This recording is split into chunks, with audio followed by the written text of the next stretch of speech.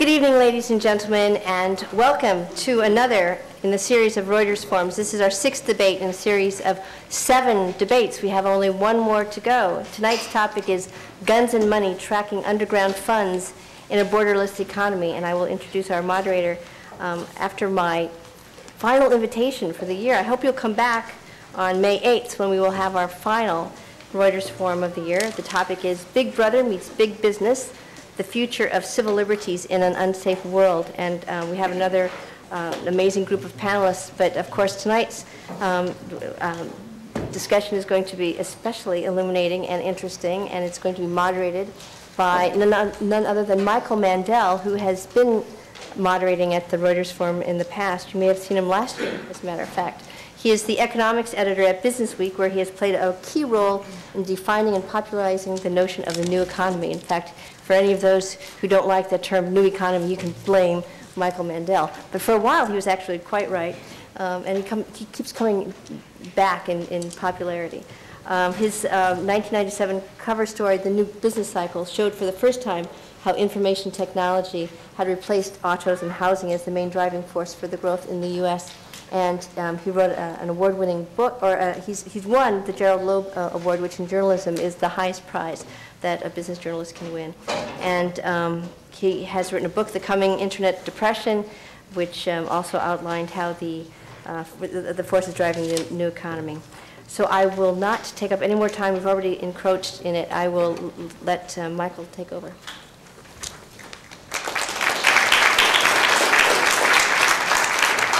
Hi there. I'm just going to speak for a couple of minutes before turning this over to the people who know far more about this topic of guns and money than I do. You know, one of the things, what I do is I watch the economy, both domestic and international, and it's impossible not to have your nose rubbed in the fact just how much money is flowing illegally across national borders. And one of the reasons why we know this is because when you try to add up the global statistics about money crossing borders, the numbers never add up. Okay, and you know there's just an enormous amount of money flowing out there, and the more globalized the economy becomes, the more money is flowing. Now, I was going to give you some statistics about how big these money laundering flows are, but I was told beforehand, just before this lecture, that these numbers are all worthless. Okay, and but I'm going to give them anyhow. Okay, you know, and the estimates for the amount of money laundering range anywhere, you know, from 300 billion up to over $1 trillion globally, to even higher than that. These numbers are all made up basically because nobody really knows, but it's just an enormous amount of money funding everything from corrupt politicians to organized crime to terrorists to tax evaders. So it's a very big business.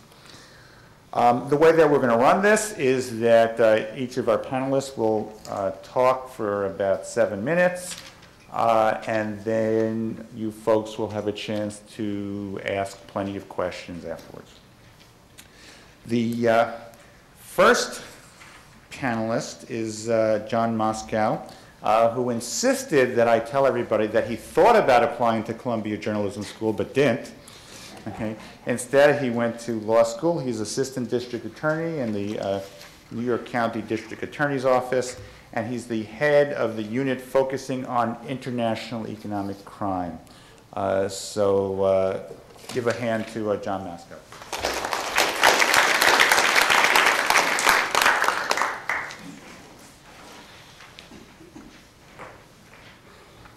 Thank you. There's a difference between journalists and prosecutors. Journalists need information, they need it to be accurate, but prosecutors need evidence. And that's a very major difference because we have to be able to prove something in a court of law by legally sufficient, competent evidence. In the years that I've been working in the DA's office, I have been investigating all sorts of different crimes, mostly the pathological part of business in Manhattan. Securities frauds, tax frauds, bank frauds, all sorts of things. I think probably the best known one was a case involving the Bank of Credit and Commerce International, which involved a $23 billion bank which was committing frauds on a daily basis all around the world. And they had a great idea. They said, why should you falsify the records when people come to investigate, when you can simply write them out false in the first place? That's how they did it. And it enabled them to launder money more effectively than anybody else has ever done. It was a bank without a conscience, without any scruples, that was willing to work as an equal opportunity banker for the Mossad, Saudi intelligence, KGB, the CIA, the French, the Argentines, the Peruvians, everybody. They asked no questions. They just did what they were asked to do. It worked very well. And going through that, I learned some lessons about how money moves, how it settles, how the records are kept. So we were asked to focus on questions: how easy and how hard would it be to choke off money flows for terrorists? What should be done to crack down on money laundering by terrorists and by criminals? Would forceful action against terrorist money flows necessarily require Americans to lose some of their current privacy? And is this an issue we should worry about? Well, let me address the last one first very quickly. Money is power. The ability to move money across borders electronically means you can exercise power from any place in the world in any other place in the world. Money laundering, or anonymous use of money, means the anonymous use of power, and as you should all be aware by now, the anonymous use of power permits and therefore predictably will necessarily include the irresponsible and abusive use of power. The quick answer as to how you can stop that is that you can't on any one occasion. You simply can't. It isn't going to be done. I know that the FBI and all the national security people say that they're going to stop terrorism, but they're not going to do it by stopping the final payment that pays for a bombing.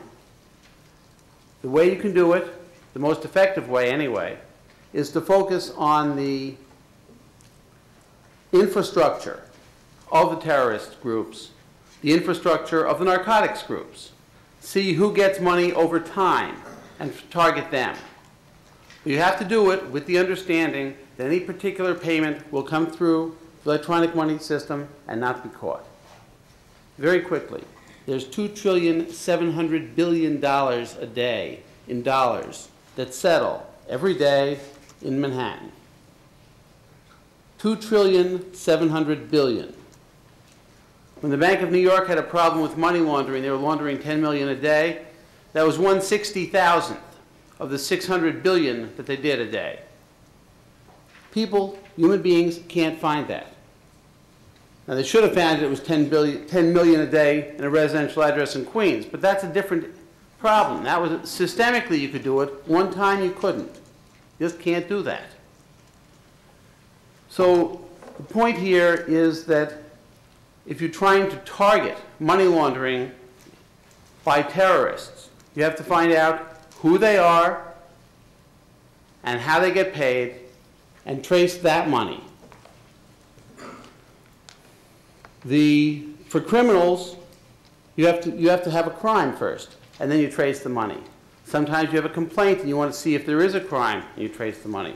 And the prescription for both of those is the same. It's quite simple and it's quite difficult politically. Banks and all other institutions have to keep honest records of the flow of funds, which properly identify the people who give the orders to move the funds and properly identify who owns the money at the end. I say that, it's very simple. Cayman doesn't agree, the Swiss don't agree, a lot of other countries don't agree, and any one link in the chain, when the chain is broken, the prosecutor can't prosecute and the game is over. So we have some political problems there.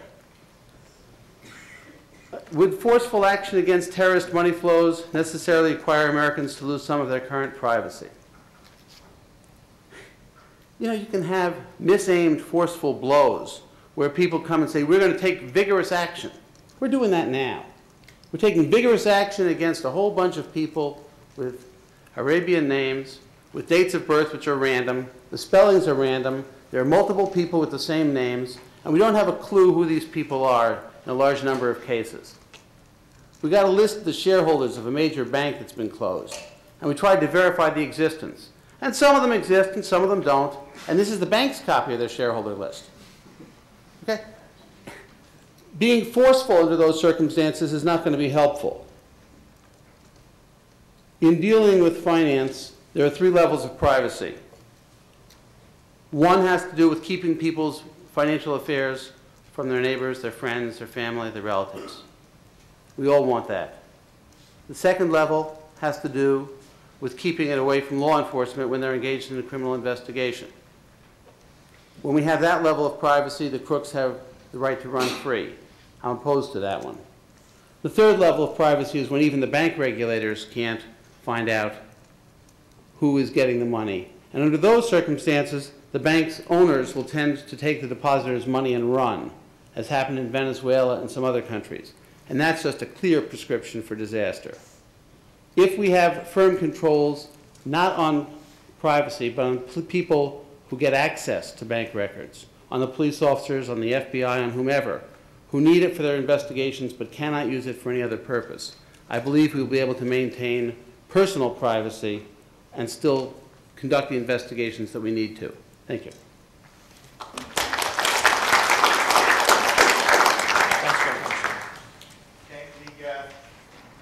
Our next panelist is John Moynihan, partner and founder of Berg Associates.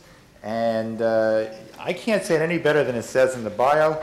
He's dedicated his career to the disruption of the surreptitious flows of illegal proceeds through financial and non-financial organizations, which means dealing with money laundering. And he says that's all he does. So, John Moynihan.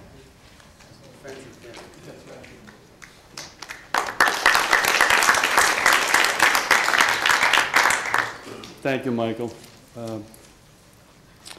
For those of you who don't understand Boston speak, I come from Massachusetts, so if I don't pronounce my R's properly, just bear with me. We don't talk very well from Boston. First off, thank you for having me. It's truly an honor to be here. I regularly have the opportunity around the world to go and speak about cases that I'm involved with, different actions I've been involved with, different compliance initiatives that I'm involved with banks and brokerage houses and businesses worldwide. So it's really fun to come to these and talk about it. The first thought I have for you is, what is money laundering? What exactly is it? Well, you can go into the codified laws and rules and records and read a definition, but as John Moscow just alluded to, it's the use of unlawful proceeds, the use of those unlawful proceeds flowing and being distributed and transported with the purpose of hiding and disguising the true nature and ownership, the anonymity that goes along with the use of these monies. When people use monies that come from unlawful sources, they're attempting to engage in additional criminal activities that will further and facilitate their pursuits.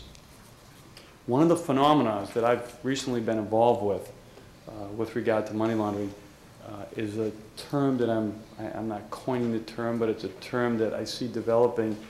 It's convergence of interests. The convergence of interests is traditionally separate groups, separate organized crime groups engaged in their own levels of activities.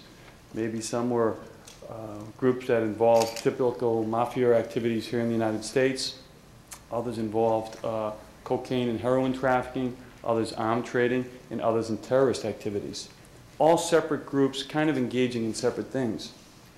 Some cases that I'm involved with that are rather frightening to me as a person who's been doing this and does this as a career is the convergence of these groups. One of the issues I talk about relates to the convergence of interests with the exchange of monies. I've been involved with cases recently involving Middle Eastern groups who maybe you've heard the term hawala. All it really means is a trust network or a swapping network of monies involving trust. These particular groups using the mechanisms that they have, the relationships that they have worldwide. And in using those relationships, they need to generate dollars, and they need to generate tomans, and they need to generate a variety of different types of currencies to engage in the swaps. Well, sometimes they get short on those monies. In other words, they don't have enough. One person's delivering, just for instance, tomans, and the other person on the other end needs dollars delivered. Well, if there's a shortage of dollars, where can they find these?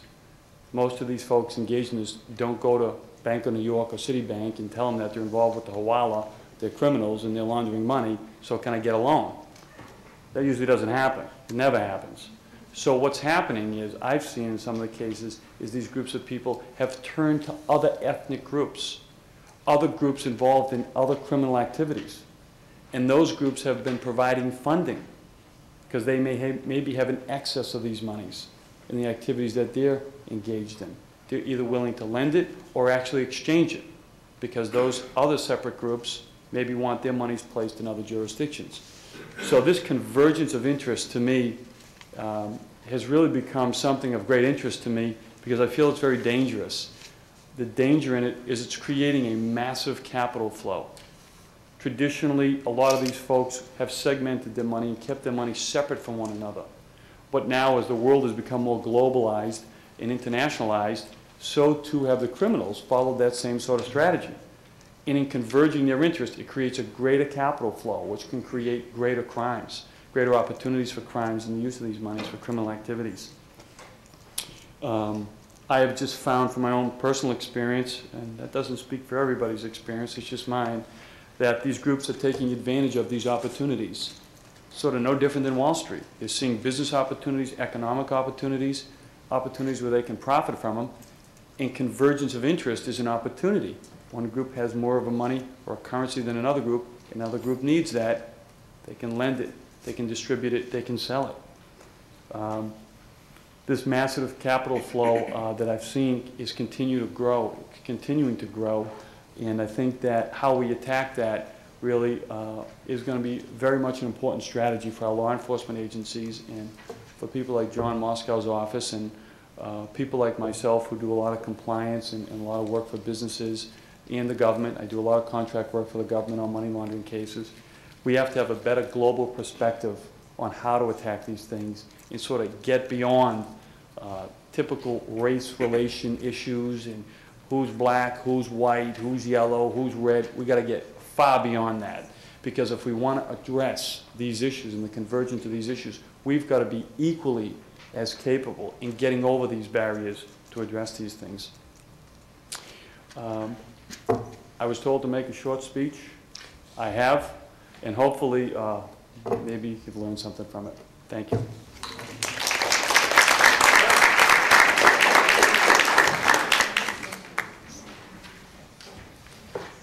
Our third panelist is Walt Bogdanich. Did I get the pronunciation right?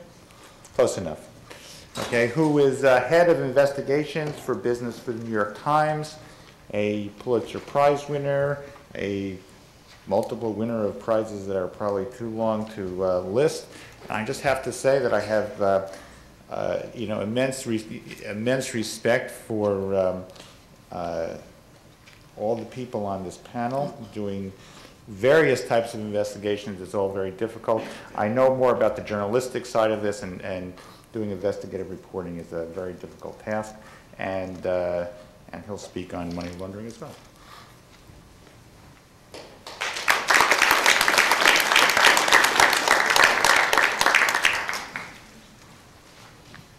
Immediately after 9/11, I was put in charge of our coverage of tracking down terrorist funds.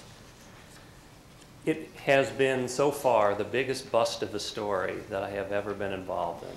Probably one of the most frustrating experiences of my journalism career, because there were such high expectations when we got involved. And we figured somewhere the government or sources or somebody would be able to identify a big pile of money sitting out there somewhere that clearly funded these guys and allowed all these horrible things to happen. We're still waiting for those stories. They haven't happened.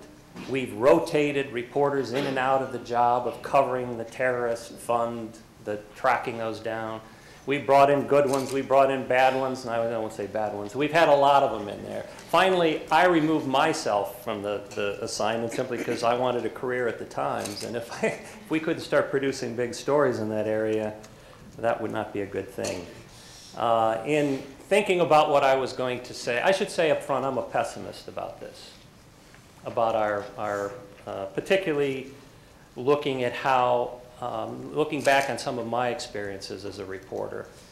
Actually, in thinking about what I would say today, I thought back to some of the lessons I learned when I broke into this business as an investigative reporter, covering two seemingly very different beats: organized crime and charities. Well, actually, they're a lot more similar than you think. They're both cash-based. You know, they sometimes cheat people. They hide money. They launder money. One of the first stories I did, from 25 years ago, how charity dollars help bankroll the mob. Now, how's that for a screaming headline? Now, we have here, in case you can't see it, this disabled young girl with crutches looking up into jukeboxes and vending machines. So it's a nice collage. I don't think the Times would go for that, actually, but that was the Cleveland Press, and they're out of business, and we had a lot of fun when I was there.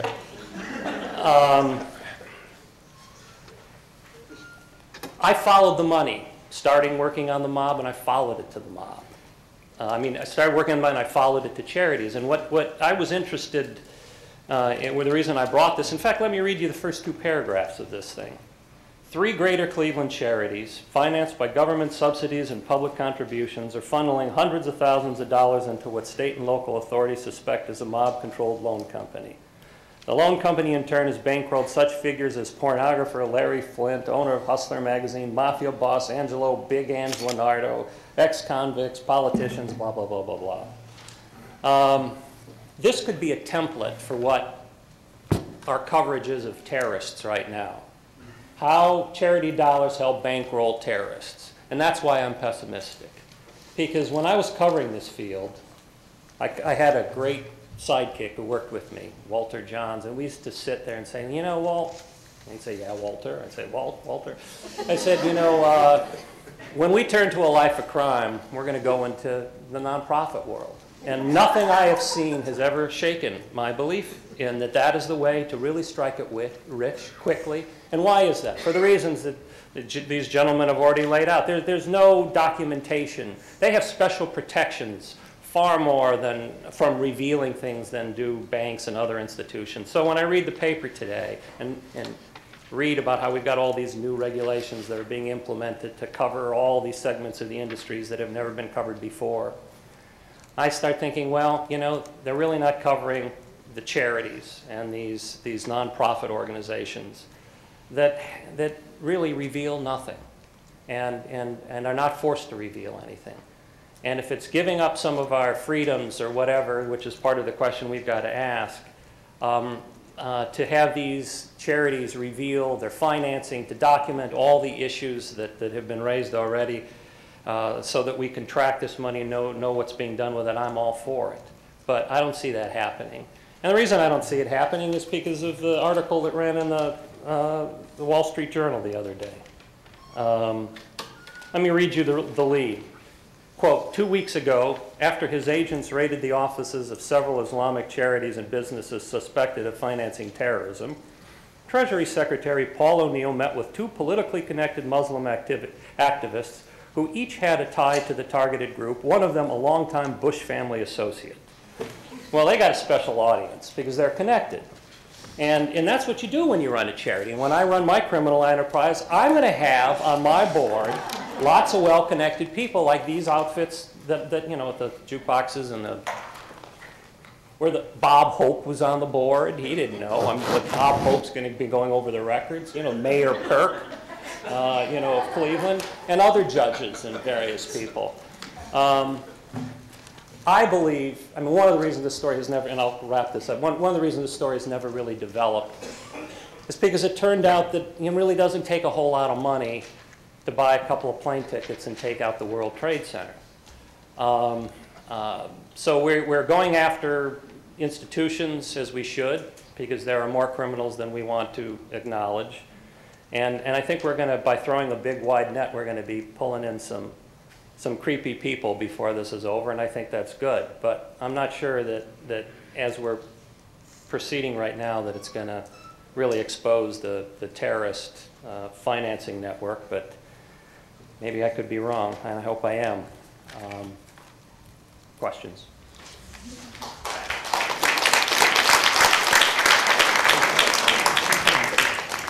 Before opening up for questions from the floor, let me ask the panelists a question. And this was kind of going through my mind as I was listening. What's different about money laundering today than, say, 10 years ago or 15 years ago? And is it more worrisome now? Okay. I mean, is this something, a lot of, you held up the, when was that article from? 1976. Should I ask you how old you were? No, I won't do that.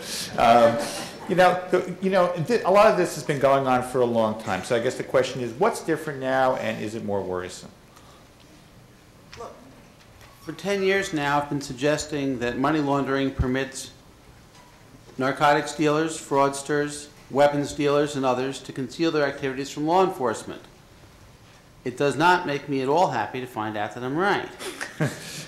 I mean, it's not more worrisome. It's simply that when some folks pay for airplane training and take it and fly their planes into the World Trade Center, into the Pentagon or whatever, then people begin to realize that there are, in fact, folks out there who have a different view of the world, who want to destroy the one that we live in. And they aren't asking for anything. They just want to destroy it. It's real simple. That's worrisome. And they can fund themselves using our money transmission facilities, and they can do so without question because the people who run those facilities don't ask questions, to the extent that it's people and not computers at all. So basically what we're doing is we're peeling back what's been going on all this time, okay? And we're sort of, this is not a new seamy underbelly. It's something that's been with us for a long time. Right. I mean, when the leader of Peru canceled the business deal with the president of France, which generated for somebody $300 million in unrealized profits. This was so that they could sell warplanes to Iran and Iraq to fight a war where they were killing each other. We didn't care, but it was the same, two political leaders took massive bribes so that they could send weapons of destruction when they had in place embargoes. This is a problem. And nobody could trace it. It was totally secret. We only found out about it because we were prosecuting the people who actually negotiated the bribes. But you couldn't find the records. John? I think 9/11 gave us a different perspective on a lot of these issues. I agree with both of these panelists that it's a very difficult road ahead of us, and there is no magic wand that's going to solve these things. But I think the reality is what makes it a little more worrisome is that, as John just said, this has been going on forever. In Asia, Southeast Asia, the Middle East, the United States, Latin America, South America, it's been going on everywhere for a long time. It's just now here that we really see it. It's a little bit more overt in the acts that have been perpetrated. It's been going on here. It's just we haven't really seen it. Now we do see it, and I think that's why people are a little more worried. Walt, Well, since I've already identified myself as a pessimist, I'll be optimistic here. I'll say that at least we're talking about it, and we have people covering it, and we have people writing about it, and we're making some effort to raise everyone's consciousness. Maybe that's the first step towards, I mean, certainly not eliminating this behavior, but maybe at least stopping some of it. Well, let me just do a follow-up there.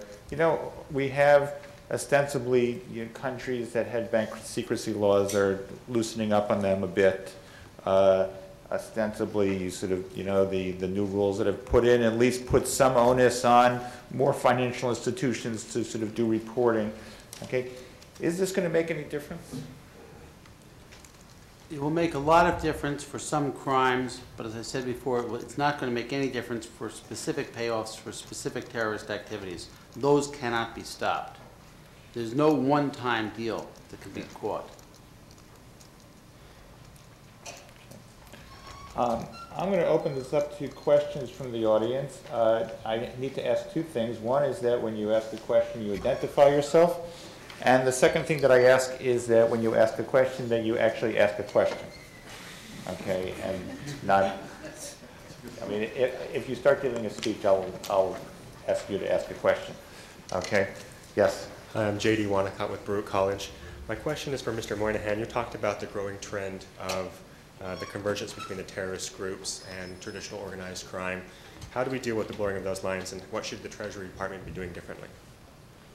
Well, I think what happens is, first off, I don't know. I don't have the strategy, number one. But I think there needs to be the employment of some forward thinking about how this globalization of this financing works. How is it that these groups are coming together, and why are they coming together? As opposed to just a Band-Aid approach of let's go round up all the Arabs and Jewish guys and IRA guys and round them all up, which will do nothing. We better figure out why these people are doing what they're doing. And if we understand a little bit more about why they're doing, then it's almost like a linear equation, an algorithm, a mathematical algorithm. You might have the opportunity to predict what might be happening, and it'll be a little bit more forward thinking. There is no magic wand, but they better do some study before they decide how they're going to fix it. Hi, my name is Ben. I'm an undergrad here at Columbia. This question is for any of the panelists. How much do we know about the nature of the money laundering for these rogue groups? I mean, generally, is it a few centers of large sums of money, or is it a network of smaller sums? And if it is a network of smaller sums, if $10 million a day at the Bank in York goes unnoticed, what's the precedent for catching them in the process? Is there any kind of software analysis that we can run on different capital flows or something like that that would make this easier, or is it just trial and error? Let me try to address this. The need is for intelligence, so that when you see that money has flowed, you know what it means. The amounts of money that the Saudi charities received were publicly reported, and they are using them hypothetically to bring kids out into the great outdoors, to get some order in their lives, to learn how to do athletic feats, right? Well, the difference between that and military training is zero. Okay? So just understand that this charity could just divert some of its training to sending people, some of the athletic feats may be shooting. They may be, some of the mechanical things may be building bombs. Reading the words on paper doesn't tell you what the charity is doing. And no one is going to go in there as part of a money laundering enterprise to see how a charity is spending its money.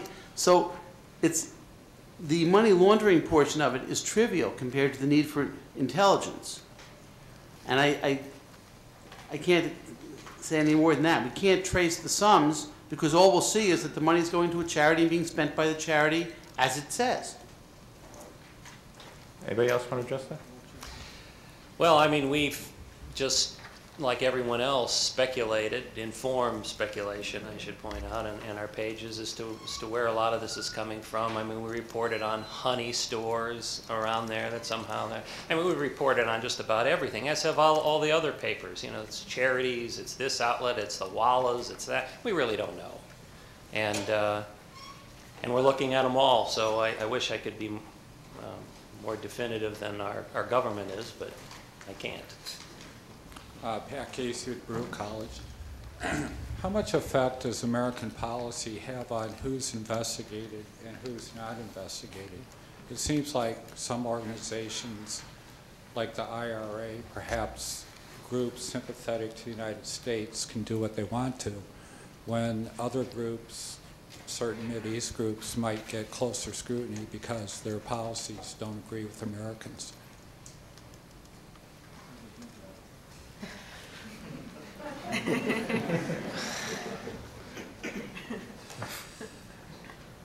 Clearly, there are groups which are subject to law enforcement interests in different countries which get investigated. And the British have a very, very comprehensive investigation of the IRA. The Americans, for many years, were looking at things like Hezbollah, but not looking at Saudi charities. That's changed. No one can look at everything. And obviously you're going to be looking at the areas where terrorists are causing terror in your own country. What's happened after September 11th is the national anti-terror organizations are sharing information. And so I think in that sense we're better off now than we've ever been. But of course, if you want, I think it's just the wrong way to look at it to say the nation's policy is that they're going to look at the groups that are hostile and not the ones that are friendly. Of course that's true. If you're talking about terrorists, you're going to look at the guys who are throwing the bombs. They are the first and foremost targets for each and every country, even if the groups are different in different countries. And just add that, age-old problem is one person's terrorist is another's freedom fighter. And when the Kosovo Liberation Army was raising money to commit some terrorist acts, that was a good thing in the view of American policymakers and others, because they were pursuing a just cause, so we're told. Now, others might have a different point of view, particularly those on, the receiving end of whatever terrorist activity or freedom fighting activity is occurred. So certainly that's a very shadowy area and one that's very difficult to, if you're going to track terrorists, who are the terrorists and who are the noble fighters that are seeking liberation of their lands? Tough one. I'd like to just throw a thought in on that, Mike, too. Another part of that also is the practicalities of investigating these crimes. There's cross-jurisdiction amongst many agencies to investigate drug trafficking or kidnapping or what have you. If you just think about how big America is, there's federal, state, and local authorities. If you took one address out here in Queens or in Manhattan, there's the possibility that a police group from Seattle, it came up in their case, someone in San Diego, that might have been a state agency, someone in Boston, it might have been a federal agency with that. All of a sudden you've got all these interests in this one address in Manhattan. Who's taking the lead? Just think about that, the practicalities of investigating these crimes. It gets very, oh, I'll shut that phone off. Someone's calling for more money laundering. The practicalities of it are very difficult to deal with, and that gets a little bit even beyond the policies. Who's going to do the work? Okay. My name is Jim Garst. The question is addressed to both Mr. Moynihan and Mr. Bogdanich, and it's not directly on terrorism, but I think it's within the Reuters Forum ballpark. It has to do with something growing out of what we're hearing today, which would involve something called the Tobin tax.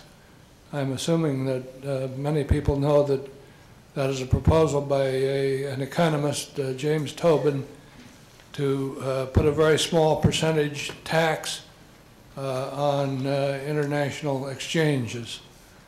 And the difficulties we've heard today about tracing money and laundering money in terms of its ultimate source as terrorist activity would also seem to apply to the administration of the Tobin tax,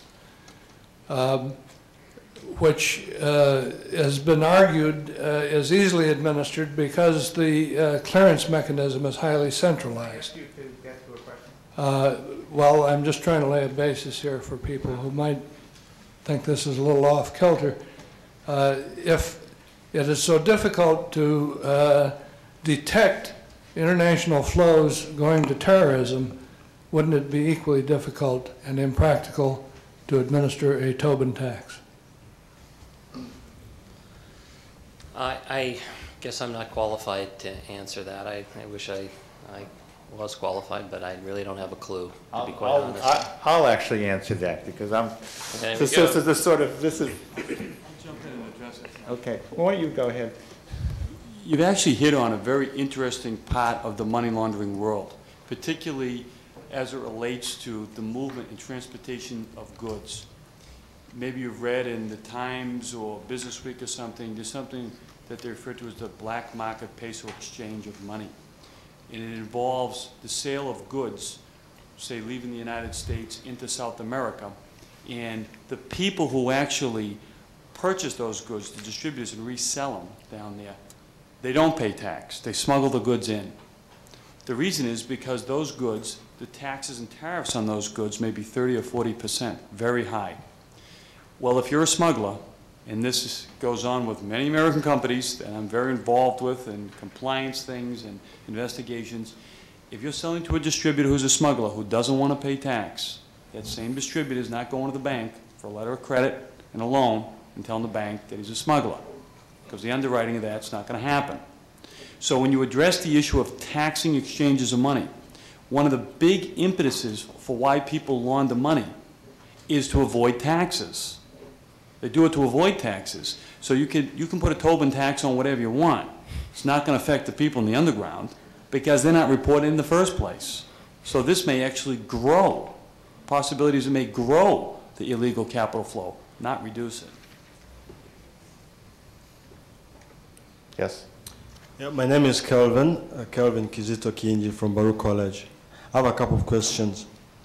The first question is to any members of the panel. Is there any study, or are you aware of any study that shows any negative impact of money laundering on the economy, be it positive or negative impact? Then the second question is to do with globalization.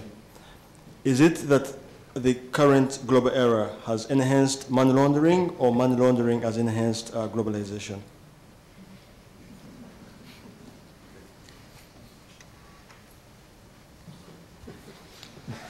John, you haven't spoken for a while, so...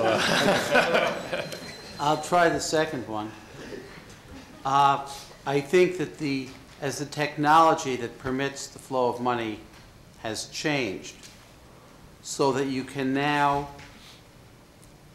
move money from with your cell phone to a modem on your personal computer, to your bank account, through the electronic fund transfer systems. You can move money anywhere in the world from anywhere in the world, so long as it's in dollars at least, pretty much in pounds.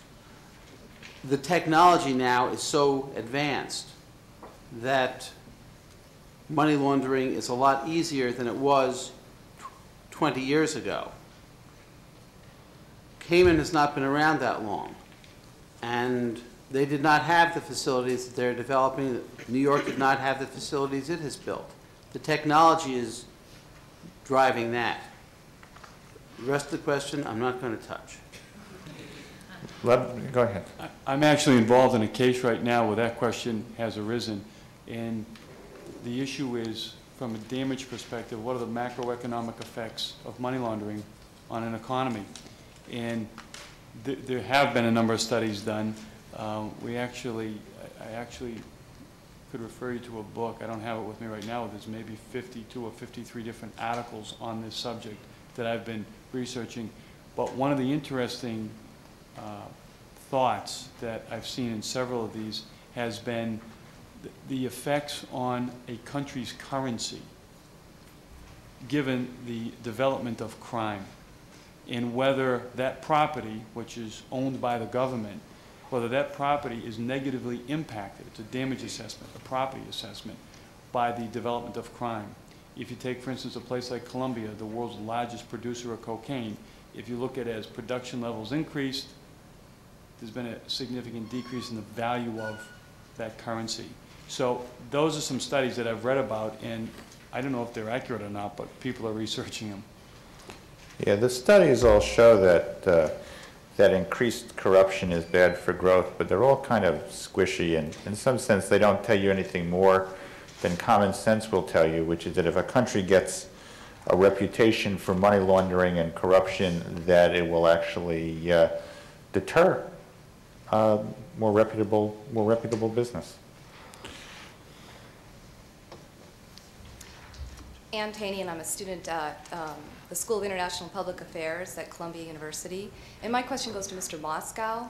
And I wanted to know, would you like to see U.S. laws change? If so, how would you like to see U.S. laws change to make your prosecution, investigation, admission into evidence easier? Or do you feel more inhibited by the lack of international jurisdiction and enforcement? The USA Patriot Act was passed in October very expeditiously, not to say hastily. It makes some major changes in how banking is going to have to be conducted in the United States.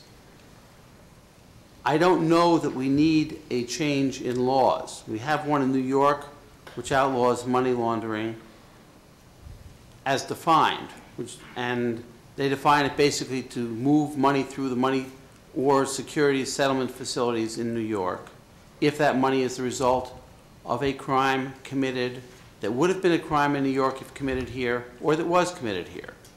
But it need not have been committed here. It can be committed anywhere in the world. I'm not a pig. That's a pretty good statute. So between that and the USA Patriot Act, which appears to require correspondent banks to appoint agents for the service of process so that the bank records can be compelled to be produced here, if $2.7 trillion generates more cases than we can handle now, and the new tools are going to bury us, the question is, do we need new laws? No, I don't think so. I think we need to use the ones that we have, but I don't think we need new ones. Do you need more money for enforcement? Could you use more money? Always. Well, But the problem really is that the cases require a large number of sophisticated people. And when people talk about the threat to individual liberty involved in all this, the quick answer is, don't worry about it, because there aren't that many people doing it.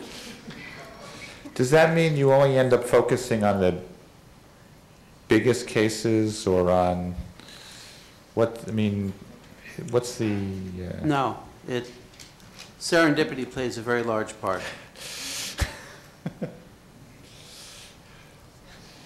Yes. Hi, my name is Arita. I'm from Baruch College. I was just wondering, what are the possibilities of these terrorist groups or crime groups to transfer their money abroad, maybe to the United States, not through technology, but through our U.S. ports? Do we have any specific device to scan what's inside those large containers? Do we have enough manpower to find out what's inside those containers? And my last question is, if you do catch those crooks, what are you going to do with the money? Go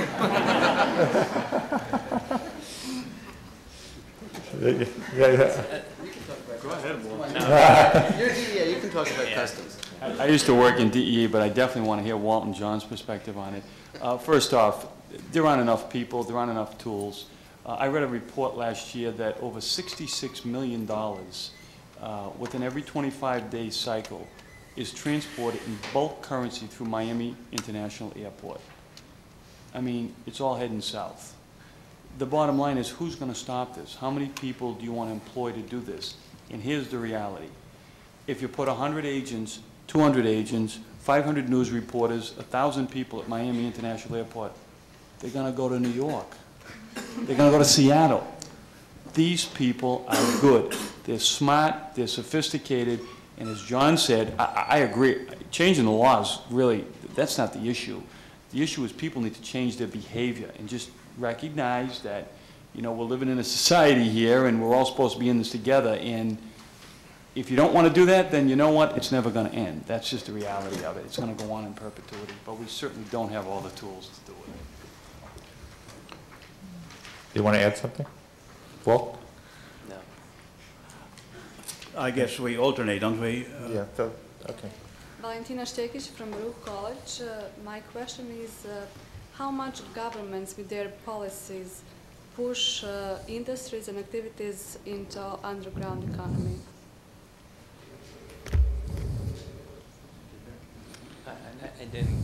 For example, by imposing sanctions on certain countries, they push underground activities, not just in that country, but also in other countries. Yeah, so the question was, how much do government policies force activities underground that could have been done otherwise legally, and whether it's sanctions or...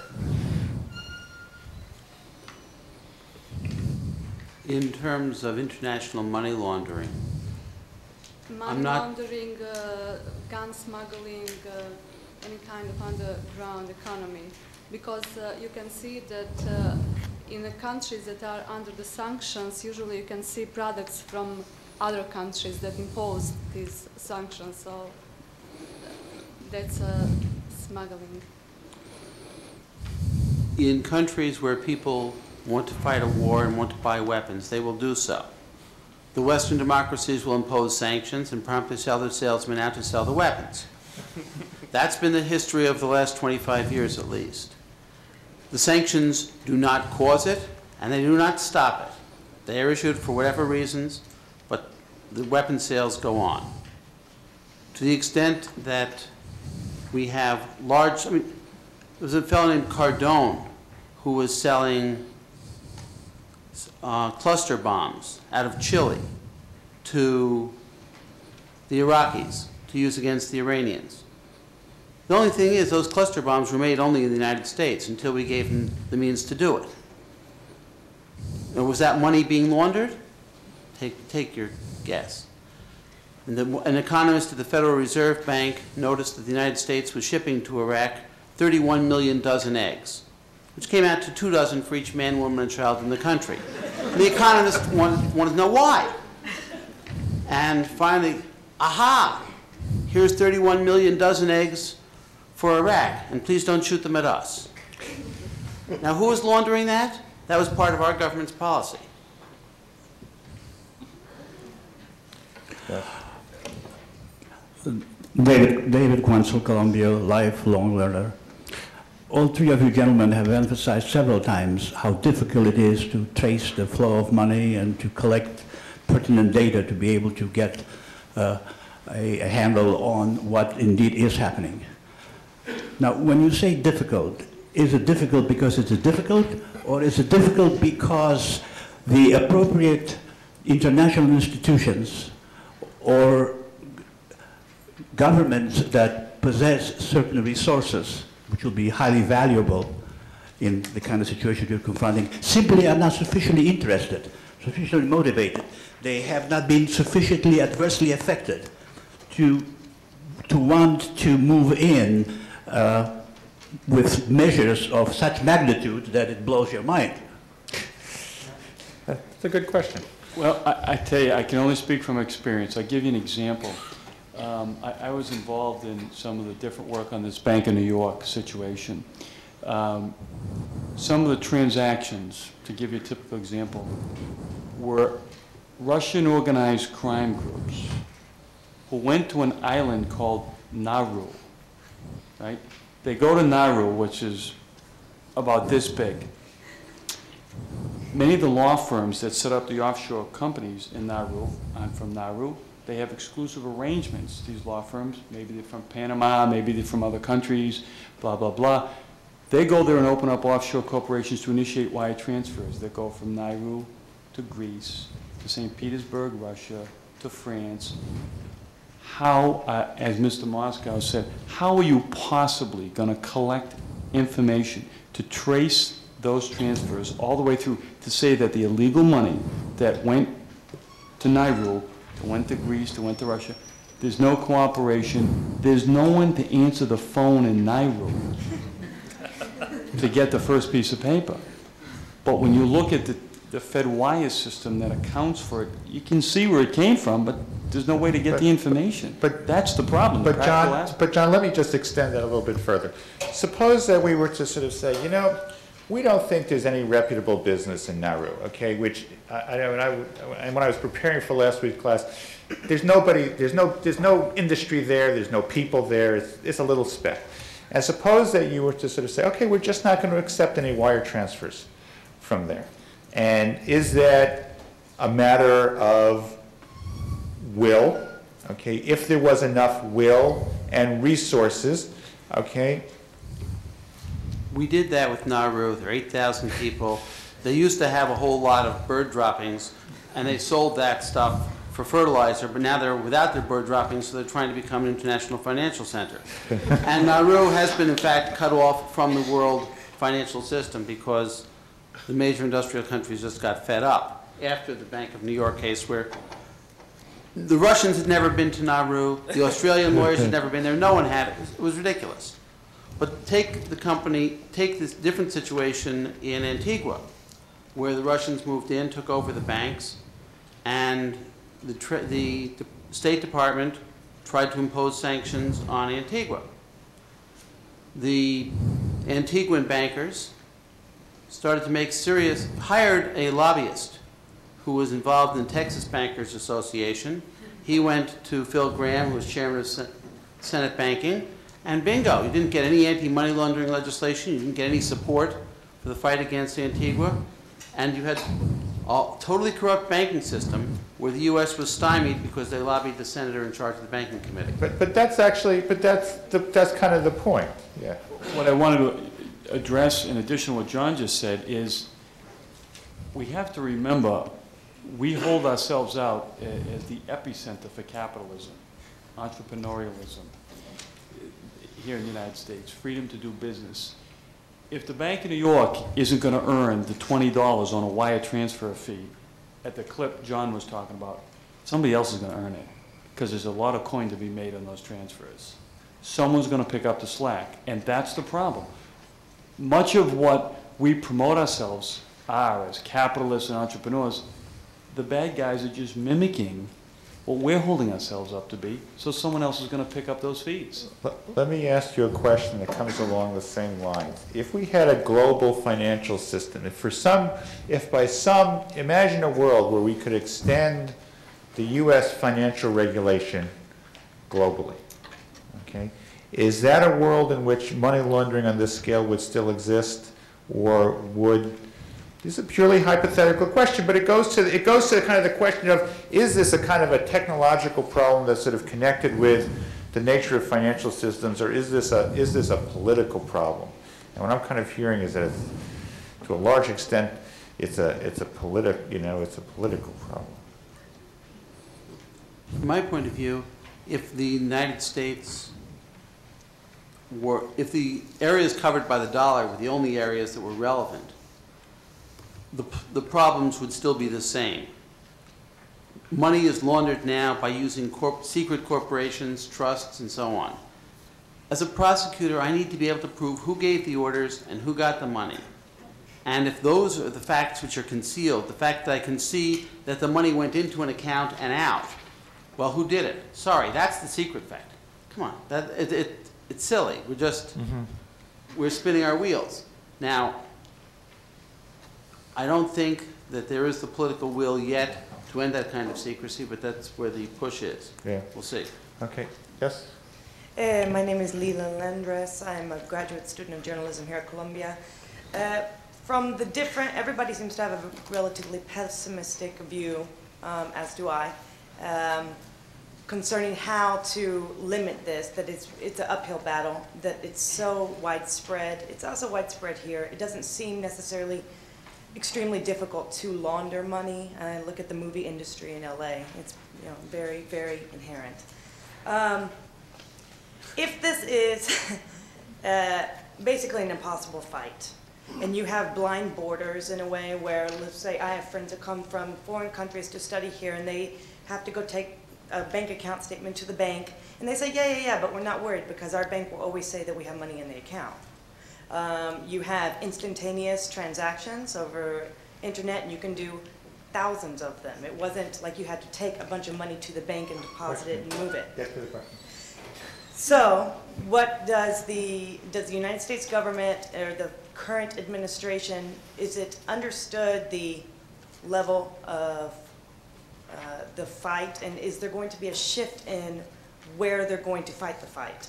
Instead of putting all their resources in a place that's very difficult, are they going to shift it? Well, the solution's obviously to hire 1,000 more investigative reporters. We'll get to the bottom of it.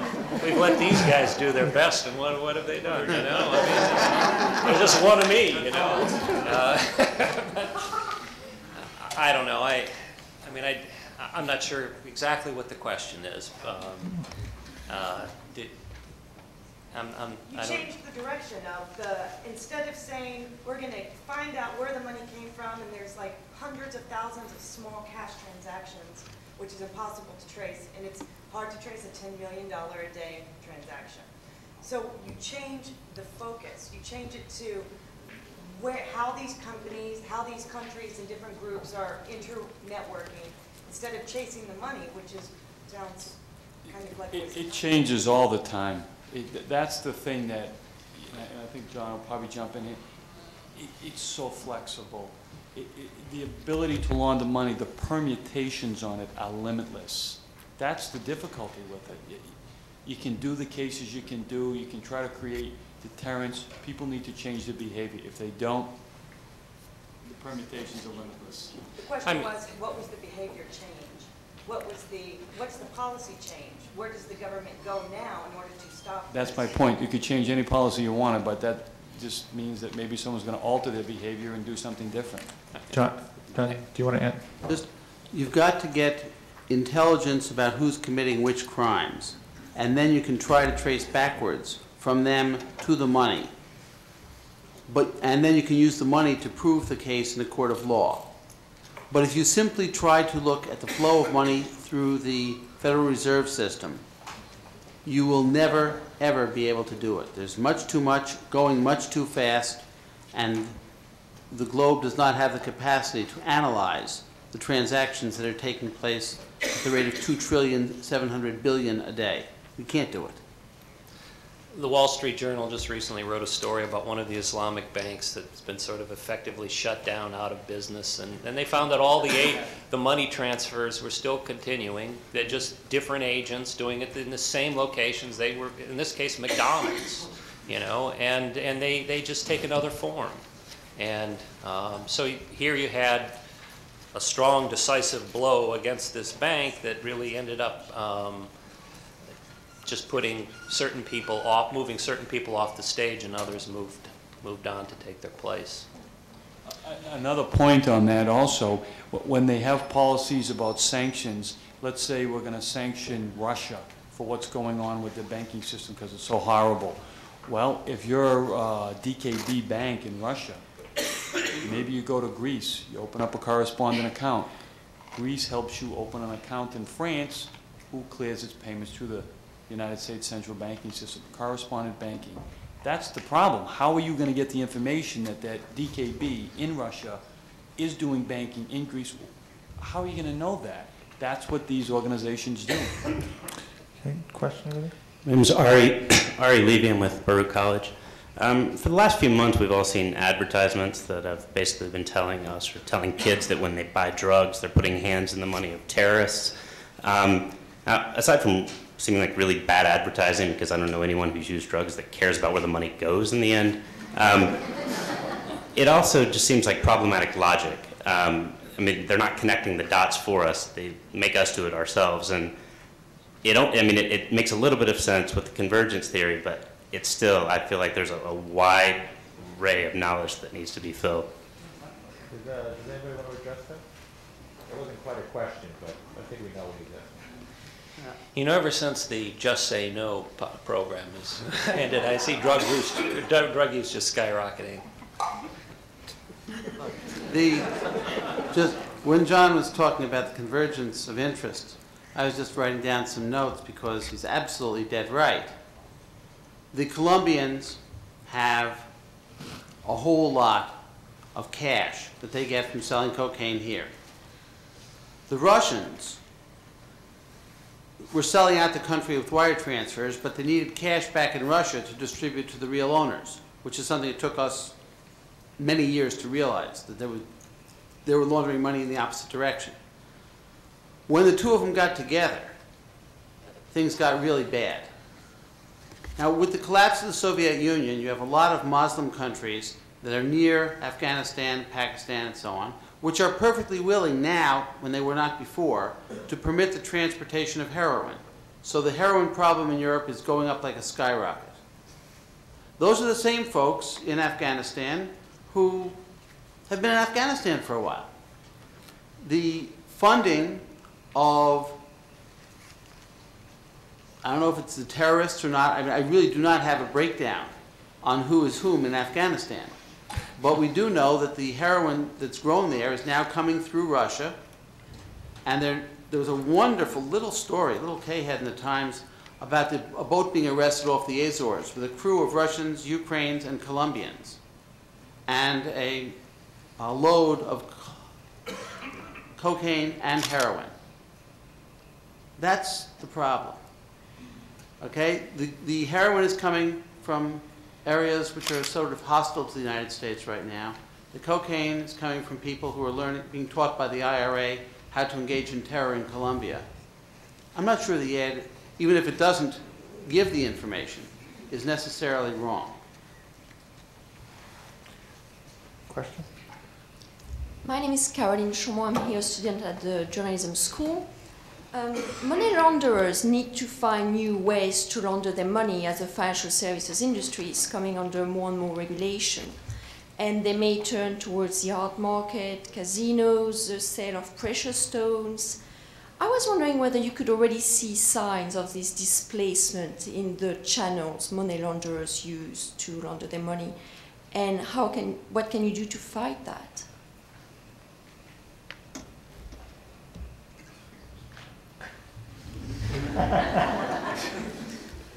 I'm not sure that displacement, because I've been told for many years that those channels have been used. The only 3 or 4 guys I know who can trace the laundering of money through the art world are busy. And there's a lot more work, right? We just don't have the people. And this is, now maybe if we started putting up ads among the art department saying we want art majors to come and start prosecuting money laundering cases, we could get it. But we haven't done that yet. And we really don't have the people. If you look historically, if you did a LexisNexis check on money laundering in gold, money laundering in diamonds, you'd be reading for the next, year on these cases. It's been going on for a long time. It's just, as John says, how many cases can we do with the resources we have? It's going on. It has been going on. We call it displacement. That's kind of false. Very prophylactic. It's to help us think we know what's going on. The reality is it's been going on a long time. We just happen to see it now. I have this, I'm listening to this, I have this picture of sort of, water coming down, okay, and just kind of running right through the hands, you're catching a little bit in your palm and everything else is just going right through. I'm glad to see we're being lucid. Okay, your message is getting through, I think. Go ahead. Hi, this is Nick Fulton from Reuters. I have a question regarding the drug business. If we were to change the whole, let's say, governmental international stance on drugs and to see it as something the government should just see as a taxable entity, and then allow the money to flow through the system in a legitimate way, the taxing, if it was kept at the right level, would probably equal a huge quantity of money to governments that they can then put into reducing the need of drugs, which would bring the drugs into a world of proper finance where the money flows can get tracked. Now, presumably, the people doing the production are paying enormous quantities to move money around. And if the tax levels were set below the cost of doing illegal drug smuggling, then they would merely start to compete to produce, the cost would go down, and in the end the thing could get eradicated. That seems to be one of the major sources of this illegal money to support terrorism. Do you have any comments on that as a proposal? I have quite a few comments on that. The reality is there's a couple of guys I'd love to bring up here and sit down and answer that question. They're doing 25-year stints right now for 2,000 kilos of cocaine. And I've actually asked these guys this question, and both of them had the same response. Very business-like response. Market share. If you think anybody's going to want to work at Johnson & Johnson Pharmaceuticals or Kendall, when they try to take over our market share, you saw planes hit those buildings down there Wait till you watch Machine Guns, and they both told me, mow down people in parking lots because you're taking over our market share. Very scary responses. These are guys who've committed multiple murders, have no conscience, and they just, it's almost a very stoic business approach to it. That's those guys. Other guys will say, go ahead, legalize it. We're just going to make something else. We're going to make something else because you're not going to take our money away from us. The reality is you won't get the money away from these people. You can legalize it and maybe you'll address one drug, but there'll be another one. I mean, that's just the way they think, you know? Just to follow up, and this is not a professional thing, but there is an alternative to their killing the people at Johnson & Johnson, which is that they use their money to buy Johnson & Johnson. And then they can set the moral tone for the United States and for its Congress. And I just put to you the question, is that the world you want to live in? Where people who think it appropriate to submachine gun folks but decide it's cheaper to buy the company do that. I think that without being too optimistic about the moral tone of the American business community in the Enron era, I think that you're really in the wrong league.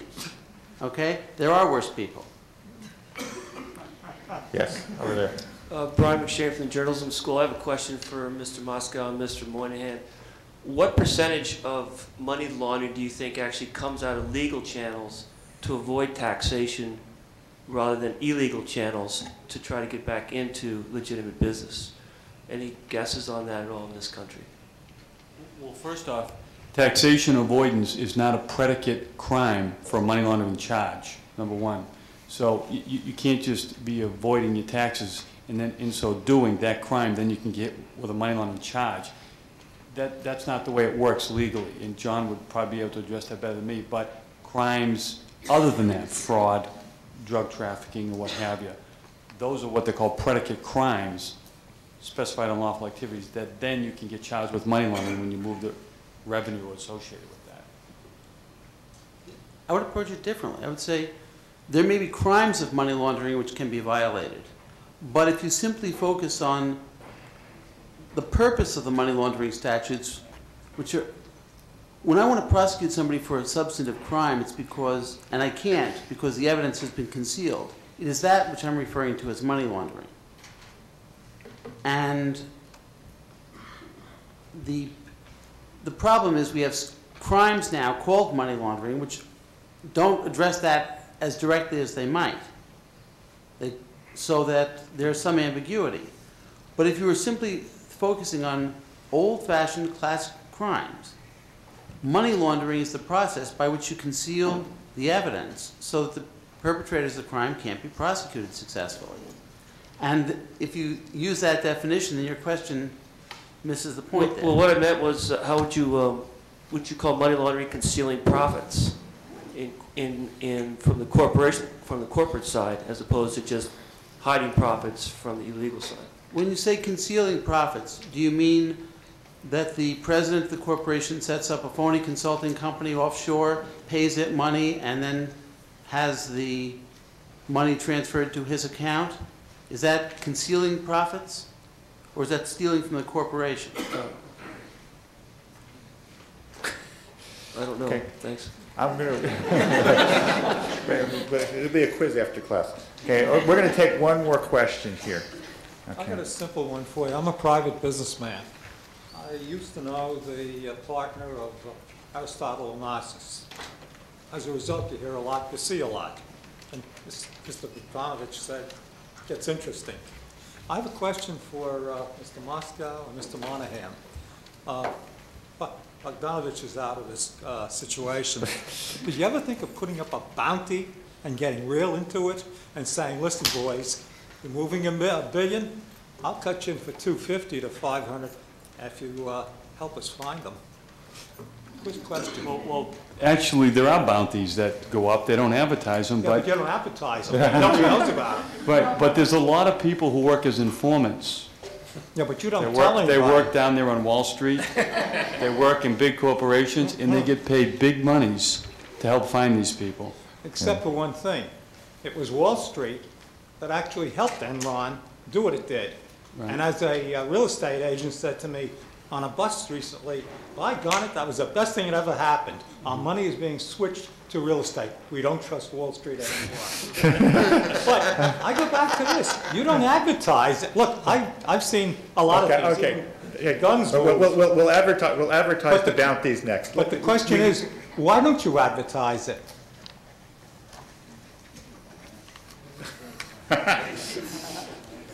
I don't know. I mean, maybe anarchy would take place. There's so much crime out there. Maybe everybody would sign up to, go after it, Okay. On that note, I'd like to give a big hand to all our panelists here. They were terrific.